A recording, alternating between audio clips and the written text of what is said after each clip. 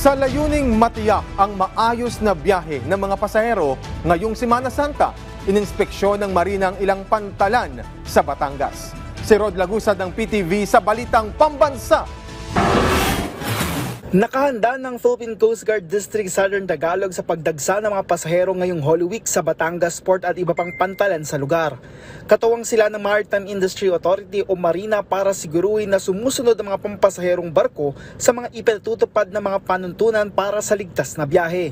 With Marina directives na sinusundan natin in the conduct, usually they do the relaxation when it comes to some certain policies para makasakay talaga yung mga pasahero ng maayos, and security kasi the more that the people are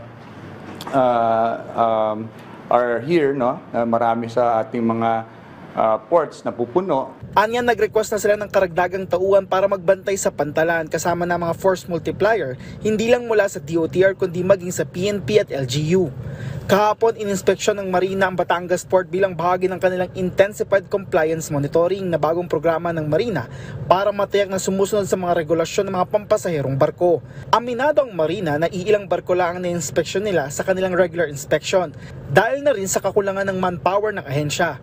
May 7 timang Marina na nag-inspeksyon sa mga pangunahing pantalan sa Pilipinas tulad sa Batangas, Lucena at Cebu na inaasahan dadagsain ng mga pasahero. Nagsimula ang inspeksyon ng Marina kahapon April 1 at magtatagal hanggang April 12. So ito ay isa lang paraan ng Marina to ensure na bago dumating yung ating mga araw na maraming pasahero, natingnan natin ang continuous compliance to safety. Because sa ngayon, meron silang mga valid safety certificates. Pero alam natin na sa araw-araw na pagbiyahe, may usual wear and tear.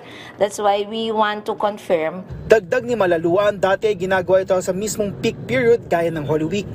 Kasama sa kanilang tinitingnan ay ang pagkakaroon ng life-saving appliances gaya ng mga life vest at mga life wrap.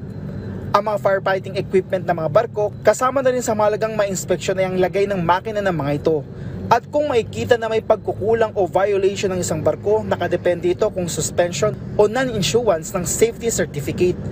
Payo naman ng Marina sa publiko, pagandaan ng pagbiyahe at tingnan ang schedule ng mga barko para maiwasan ang maabala at magkaroon ng maayos na biyahe. Mula sa PTV Manila, Rod Lagusad, Balitang Pambansa.